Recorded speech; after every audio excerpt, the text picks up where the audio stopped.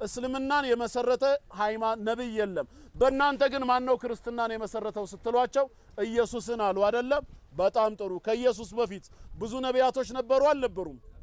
ምንድን ነበር ሃይማኖታቸው አይሁዶች ደግሞ ማን ነው ሃይማኖታቸውን የመሰረተው ሙሴ ነው ይላሉ ከሙሳ በፊትስ እነ ዩሱፍ ያዕቆብ ኢስሐቅ እስማኤል ኢብራሂም ኖህ የመሳሰሉት ምን ነበሩ እኛ ግን እስልምናን የመሰረተው ጌታ አላህ ነው የተጀመረውም በአደም ጊዜ ጀምሮ ነው ምንለው ስለዚህ እስልምና ከኋላ የመጣ ሳይሆን ከሁሉም በፊት የነበረ የቀደመ ነው ከኋላ የመጡት ነብዩ መሐመድ ሰለላሁ ዐለይሂ ወሰለም ናቸው እሳቸው ሃይማኖት መስራች ሳይሆኑ የእስልምና ሃይማኖት ተከታይ የሆኑ ሙስሊም ነብይ ናቸው እሳቸው ሃይማኖት አልመሰረቱም ወኡሚርቱ አን አኩነ ሚነል ሙስሊሚን ያሉት ከሙስሊሞች እንደሆን ታዝዣለሁ አሉ እንጂ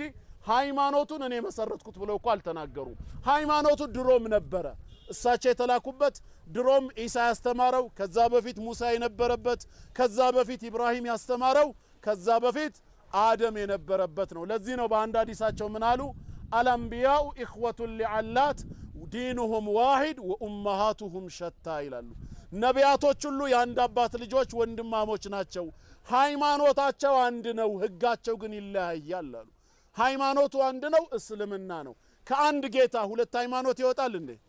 ስለዚህ ከጥንት የነበረው እስልምና ነው ክርስትና በኢየሱስ ተጀመረና ያሉት ራሳቸው በኢየሱስ ከተጀመረ ከኢየሱስ በፊት አልነበረም ነው ስለዚህ እስልምና ግን ድሮም የነበረ ነው ማንንም ሰው የሚወለድበት በተፈጥሮ ሙስሊም ሆኖ የሚቀበለው ነው ምክንያቱም ሰው ሲወለድ ሙስሊም ሆኖ መወለዱን ለማወቅ ከተፈለገ የመጀመሪያውን ትእዛዝ ብቻ ማወቅ ያስፈልጋል ካፊር ወደ እስልምና ቢመጣ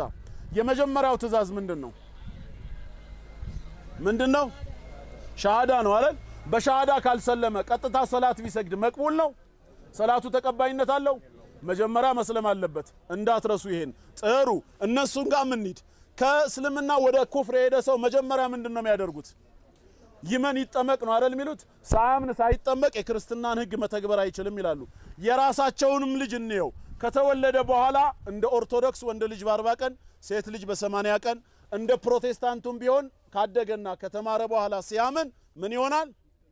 ያንን ሳያደርግ ክርስቲያን አይሆንም አይደል አሁን ወደኛ ልንመጣ ነው እኛ ጋር ግን ስንመጣ የወለድነውን ልጅ ሐዲስ ላይ ሻሃዳ ሲዙት የሚል የለም የመጀመሪያው ትእዛዝ ሙሩ አውላደኩም ቢሰላቲ ወሁም አብናኡ 70 ልጆቻችሁ 7 አመት ሲሞላቸው ሰላት እንዲሰግዱ እዘዟቸው አሉ ነብዩ ሰለላሁ ዐለይሂ ወሰለም ካፊር ሰላት ቢሰግድ ሰላቱ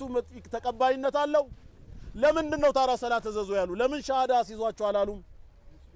ሙስሊም ሆነው ተፈጥረዋል አልተቀየረማ ስለዚህ እስልምና የሰው ተፈጥሮ ነው እኛ ጋር ግን ሰው ሲወለድ ክርስቲያን ይሆናል ካሉ ለምን ያጠምቁታል ለምን ክርስትና ይነሳል እናቱ ክርስቲያን አባቱ ክርስቲያን የተወለደው ልጅ ግን ይጠመቃል ለምን ክርስቲያን ከሆነ አይደለማ ስለዚህ የሰው ተፈጥሮ ምንድነው እስልምና ነው የሌላው ሰው ሰራሽ ነው ግልጽ ነው